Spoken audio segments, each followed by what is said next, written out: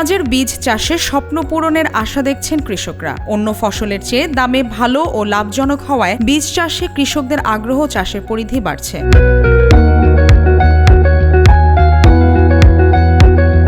পেঁয়াজের সাদা কদম শুকিয়ে বের হয় কালো দানা বা বীজ, যার বাজার দর আকাশচুম্বী। এজন্য স্থানীয় কৃষকদের কাছে এটি কালো সোনা হিসেবে পরিচিত।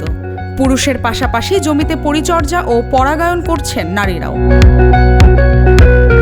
একটা সময় পেঁয়াজ বীজ পুরোপুরি আমদানি নির্ভর থাকলেও দিনে দিনে দেশে কালো সোনা খ্যাত পেঁয়াজ বীজের আবাদ বাড়ছে। স্থানীয়ভাবে চাহিদা মিটিয়ে সারা দেশে পেঁয়াজ উৎপাদনের জেলা হিসেবে পরিচিত নাটোর। পেঁয়াজ চাষের